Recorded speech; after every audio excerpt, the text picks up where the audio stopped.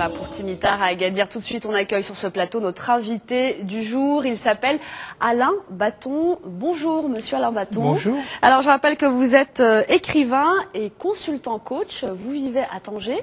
Alors on vous accueille aujourd'hui puisque vous avez écrit un livre qui s'appelle « Et la lumière fut ». De quoi parle ce livre, tout simplement, pour commencer? Alors, comme son titre le mentionne, « Et la lumière fut », c'est le 3e verset de la Bible où Allah donne l'information et il produit que la lumière soit et la lumière fut. Ça, c'est l'approche des sciences de la religion. Et de l'autre côté, l'approche scientifique nous dit c'est le Big Bang, c'est une explosion au départ qui a permis de faire jaillir le berceau de l'humanité qui est notre univers et en finale l'humanité.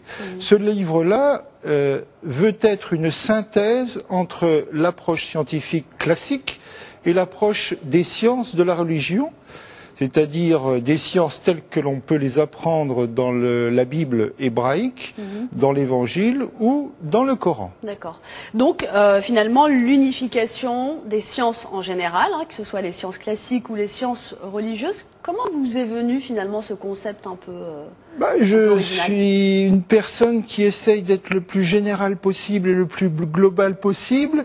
Et dans cette mesure-là, on peut effectivement trouver une cohérence entre deux choses qui, apparemment, vues des scientifiques, ne seraient pas cohérentes.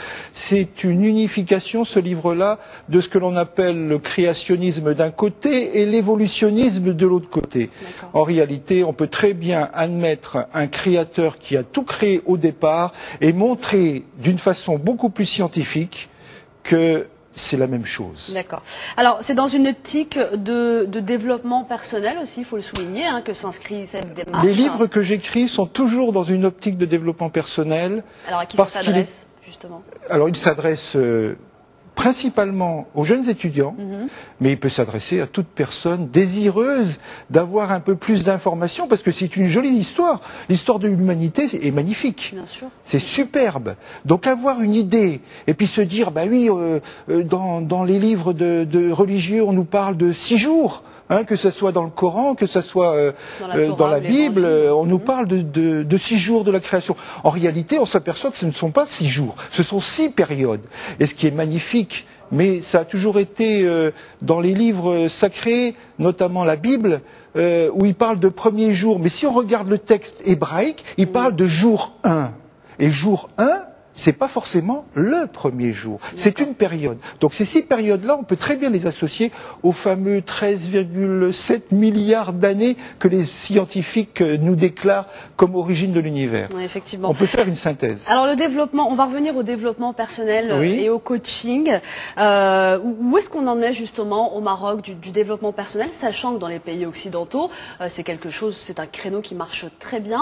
Où est-ce qu'on en est et plus loin, est-ce qu'on est protégé des dérives qu'il peut y avoir dans le domaine justement du coaching? Alors effectivement, le terme coaching est un terme qui est mis à toutes les sauces. C'est pour ça que j'essaye moi-même de me dégager de ce coaching. Alors au Maroc, le coaching est en effervescence, on en parle un peu partout, ça a démarré du côté de Casablanca, Rabat, et maintenant à Tanger, on parle de coaching, mais dans ma approche toujours qui est globale, on oublie une partie très importante. On ne parle que du coaching, on ne parle que de quelque chose qui est plan. Il y a 3 choses au niveau des individus qui sont très importantes. Le comportement, la pensée et les émotions. Ces 3 choses-là sont intimement liées. Mais on reste au niveau d'un plan.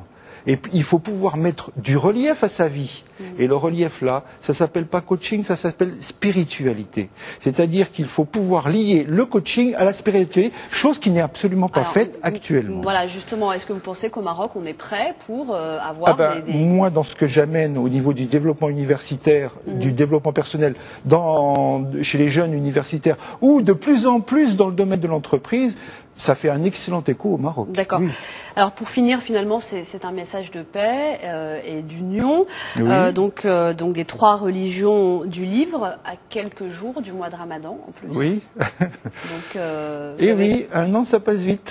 Exactement. Vous vous accueillez l'année dernière, il y a un an, pour votre premier livre qui s'intitule Le Coran, un guide pour tous. Voilà. Et donc votre dernier livre est La lumière fut. C'est aux éditions Kerash. Voilà. Et La lumière fut d'Alain Bâton. Merci beaucoup d'être venu. C'est moi qui vous remercie. Nous rendre visite sur ce plateau. Merci.